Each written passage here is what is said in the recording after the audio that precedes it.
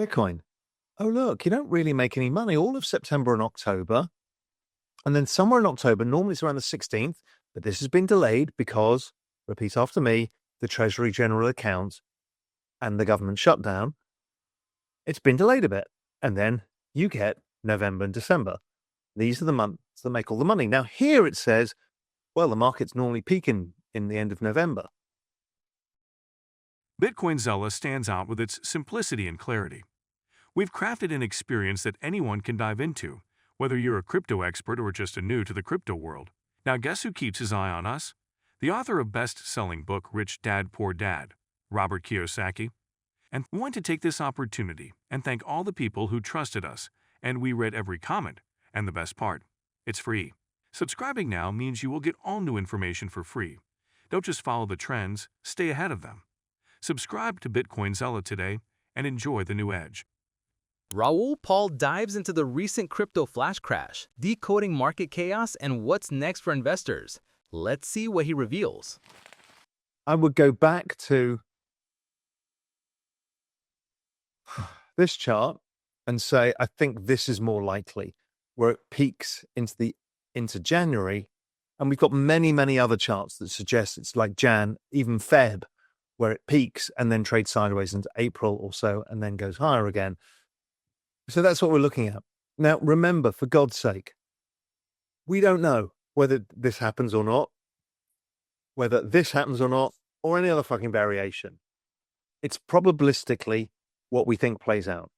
So if you do get a big, nice leg where Bitcoin seasonality here, now these are including old cycles, so it's exaggerated in price terms, but let's say it goes from 300 to 900, goes up 3x in 2 months.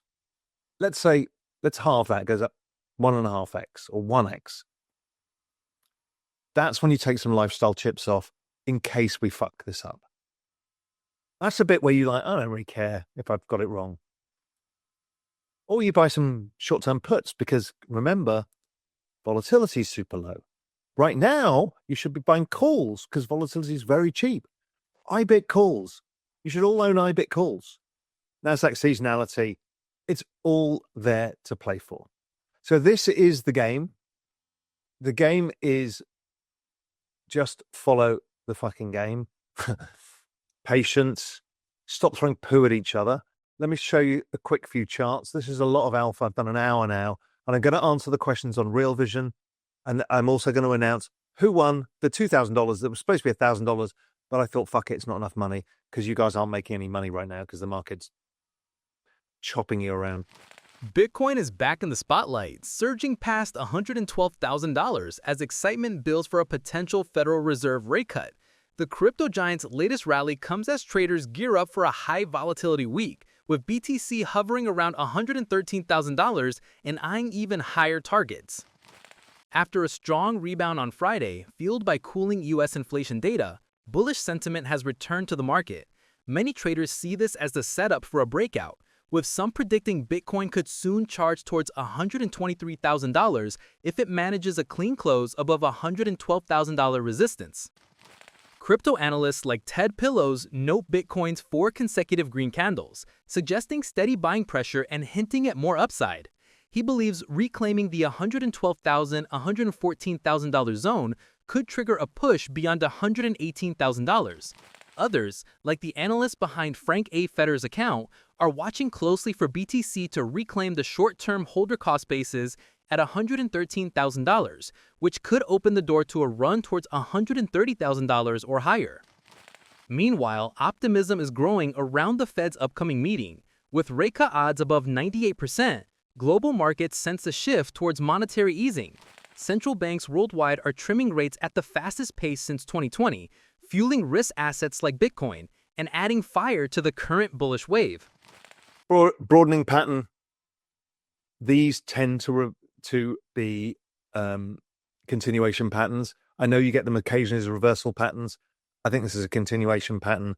And what happens is somewhere around here, we might sell off further because the government's not reopened. When it reopens, the government starts spending, writing checks quickly. They've got a backlog of pay, inject massive amounts of liquidity goes into the banking system, number go up, right? We need that to happen. And I think the shit fight will continue. This is the second longest government shutdown in history. We may end up being the longest, let's see. But when it comes, number reverse. So that's Bitcoin. Nothing really to see. Ethereum. I mean, what a cutie of a chart. One of the world's great charts. Here we are, retesting the breakout of the wedge, one of the world's greatest wedges. You know, we saw these kind of things here. It breaks out, it does this. Remember when it broke out here? Did this, and then eventually did that. That move was 310. I mean, it's like a 10x. So what's it going to be from here? Who knows? So it kind of did the wedge pattern. Again, depending how you draw it, nothing's ever perfect. If this is a flat top wedge pattern, and somewhere around here, it finds its base, hooks up, and then it will have the power to break through, and we can have a serious move, the move we've been expecting. That's still to come. That's how the second cycle plays out. Then you consolidate again. And that seems to be, you know, if we go back to Bitcoin, let me change that to the monthly chart. When we go to Bitcoin monthly chart, sorry, just excuse me for a moment while I fuck around with this. Oh, I need to change it to not Coinbase. Let's go to. Okay, so, you know, if we look at kind of the second cycle, it did this, they had the correction. They all do the same kind of pattern as you get the adoption. The first move is brutally large, then a decent sized pullback, and that was a huge pullback. Doesn't look like it in the chart, but guess what? Let me change this from a log chart just so you can just see how brutal it was to own Bitcoin back in the early days. It was that brutal. It was so brutal that you have this massive run, enormous, gigantic pullback, and then a stupid run, gigantic pullback, stupid run, gigantic pullback, stupid run, right? You get the picture. Robert Kiyosaki, the legendary author of Rich Dad Poor Dad, has once again turned heads in the crypto world by naming Ethereum as the next big opportunity, comparable to Bitcoin's early days.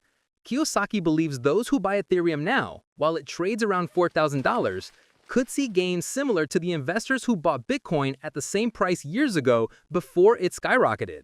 His message is clear. Ethereum could be the next major wealth builder for those willing to think ahead.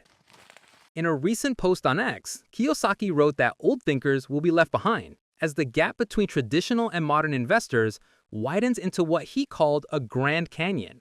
He urged people to consider which side of that divide they want to stand on. As Ethereum shows resilience, hovering near $4,000 despite market volatility, Kiyosaki's bullish stance highlights his broader philosophy of embracing new financial systems.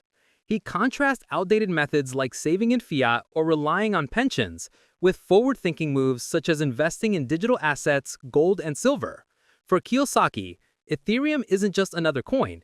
It's the new frontier for wealth creation in a rapidly changing world. If you have been watching so far, thank you so much for watching, and do not forget to subscribe to Bitcoinzilla for daily news all for free. That's all for today's video. Until next time.